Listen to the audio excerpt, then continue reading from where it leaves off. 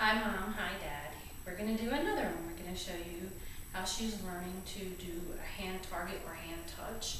It can be used as a recall, so to speak. Say for instance she's doing something you don't want and you want to distract her and get her attention back on you instead of on whatever is out in the big bad world. It can also be used as a recall, so to speak. You're not going to be saying anything. Some people will name it, they put their hand down and they'll say touch. With us, we are not using the cue, just the hand going down in an open hand. It will attract her to come touch it with her nose. At the very instant you feel her nose touch your hand, that's when you give the marker yes, and you put a treat in it for her to take. And that will teach her that to come to side. Right now we're working on that close up, closer to her nose. And then as she starts getting used to that, and when she touches your hand, a treat's going to happen. Then we can start backing further away to, as you go along day by day, to a point that you may be across the room or across the yard. You want to do this activity indoors, outdoors. You want to take it to different places. It does not always transfer. If there is a distraction such as something going on outside like just now, then you would, you're increasing the criteria that way. Say you started at home, then you do it in the front yard, then you do it in the backyard, then you might go to PetSmart, then you might go to Will's Park to make this behavior a stronger behavior. And anytime you increase the criteria, you may have to pull out a yummier treat. One of the videos we used a while ago, I used chicken. That seems to be her high value treat. You want to mix the treats up also, because the more you use a specific treat, the more bored she becomes, the less value it has. I try to use her kibble as a treat for as much as I can to feed her meals by hand. She's not getting any food in her bowls. She's getting food by hand alone. That helps build the bond. It also helps when you're training that you're not going to make her fat by giving her fatty treats, and then you can swap them off.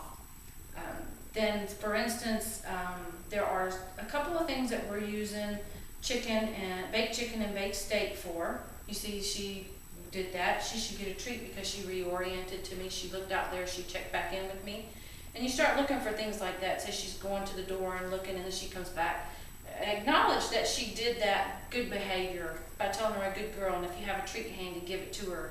Try to keep treats with you so that if she did something like that, look out and see what's going on out there, and then check back in with me and make an eye contact like that. Instead of focusing on my hand with the treat, she focuses on my eyes, and then I can reward her for it. I might say good girl. If I've got treats, I say yes. I do not use the word yes unless there's going to be a reward afterwards. And in this case, it would be, see, that was not bad, that's not good. The word yes means a reward is coming, and it could be food, or in the case of when she sat at the door to go outside, then the word yes could have meant that her reward is going to be, I'm going to open the door and she can go out of it. So we're going to do the hand touch, and we're going to use a so-so value treat. This is not kibble. She was not showing any interest in her kibble earlier. So we're going to show you that when I put my hand down, she's going to come and touch my hand. And I'm going to mark it as soon as I see her, feel her nose touch my hand. I'm going to mark it and then treat her. Yes. Put the treat in my hand and let her have it. It does not transfer from one hand to the other, so you will want to switch off to the other hand. Yes. Yes. Yes.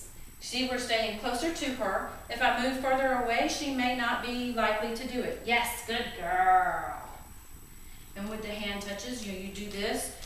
Just do it with a couple pieces of her kibble, say 5 to 10 pieces of her kibble, and then the game ends. You want to do short training sessions, anywhere from a minute to 5 minutes.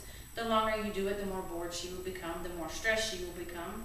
And keeping out some of her kibble. And what we're doing today, while she's here, is she's also getting a minimum of a cup of her kibble in the morning, a cup of her kibble at night, or in the evening. It's not in a bowl. She gets it with training. She gets a majority of it first thing, doing training and games, and then the rest I save out to do during the day with other things. That way she doesn't get it all at once. And she is not a food-driven dog. We're trying to create a little more food drive. That way she is more happy to work for her food. And then that way it helps in your training because she's more apt to want to offer things for you. Good girl. Good girl. That's a good girl. She laid down, she's relaxed, she's calm, so she can get rewarded for things like that and making eye contact and being calm instead of jumping up and getting all excited.